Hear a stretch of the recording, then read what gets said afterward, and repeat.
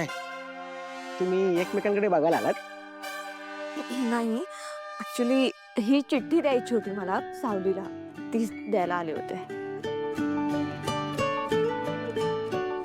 सोहम, देशील ना? देईन ना. मग येऊ मी? नको, आता परत कशाला येत आहे? वाटली किती है ना? येऊ मी म्हणजे येते. तारा, अशी बाहेरच्या बाहेर चाललीस हे बरोबर नाही वाटत आहे. घरी ये ना प्लीज. नाही, आज नको, आज जरा गडबड आहे. ठीक आहे.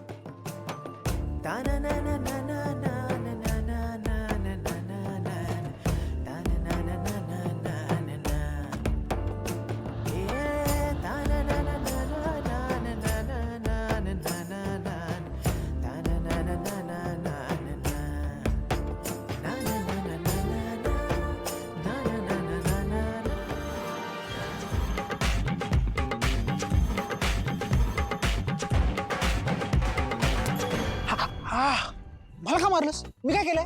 तू असं बघितलंस ना की मला भीती वाटते. एक तर स्विमिंग पूल पण जवळ आहे आणि तुला माझ्या तारा दिसले ना की मला प्रॉब्लेम होतो. तारा, हे सोम नाही, सोम सोम बबलू आहे. हा माई, तुला गाणं मिळालं ना? गाणं? कोणतं गाणं? अगं असं काय करते सावली, मी ताराजवळ आत्ता तुझ्यासाठी नवीन गाणं पाठवलंय. आणि हो, ती गाणी नवीन आहेत, प्रेमगीत आहे. त्यामुळे नीट रियाज कर आणि तयार कर ती गाणी. कळलं? अहो पण मला कोणत्याच गाण्याबद्दल माहित नाहीये आणि तारा मॅडम सुद्धा आला नव्हता. तारा तिकडे आली नाहीये? एक मिनिट, मी तुला परत कॉल करते. मला यातलं काहीच माहित नाहीये. कशाबद्दल बोलत असतील या?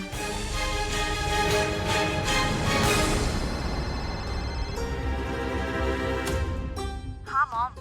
अगं मूर्ख मुली, गाता येत नाही तर कमीत कमी मम्माने सांगितलेली कामं तरी नीट कर ना. काय झालं? हा, कारण तुला मी एक छोटंसं काम दिलं होतं. तुला फक्त दिलेलं ते गाणं सावलीपर्यंत नीट पोचवायचं होतं.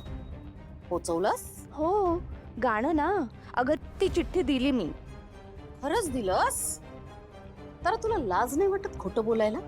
ते तुझ्या मम्माशी. तू तिच्यापर्यंत ते गाणं पोहोचवलेलं नाहीये. तू सावलीच्या हातात ते गाणं दिलंयस का? खरं सांग.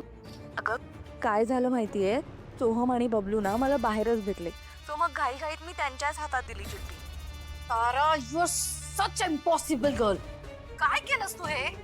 मी तुला सांगितलं होतं हे तुला सावलीच्या हातात द्यायचंय. सावलीच्या. मग का नाही दिलंस? अगं असं काय करतेयस? तूच म्हणाली होतीस ना की महत्वाचं काम नाहीये असं दाखव म्हणून. मग तारा, तुला शंकांना उगाच आणखीन कारणं द्यायची का सगळ्यांना? ते दुसऱ्या कुणाच्या हातात लागलं तर काय विचार करेल? फोन ठेव.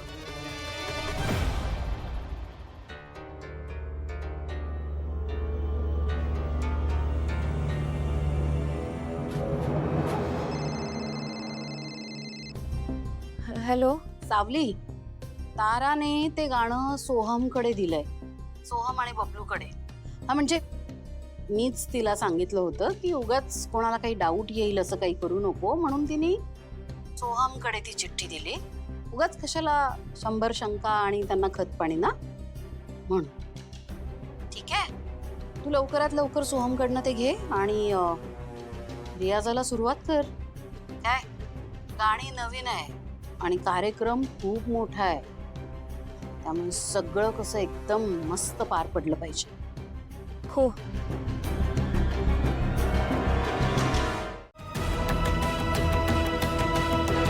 धडधडत्या काळजाची आज वाढली हो मुजोरी.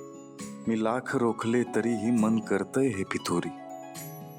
तुझा हात हातात पडला आणि शब्द अधरात अडला. पण सूर तरीही होत बोलका आज तुला भिडला. हा जीव तुझ्यावर जडला, हा जीव तुझ्यावर जडला. ही कविता सावलीने लिहिली असेल का?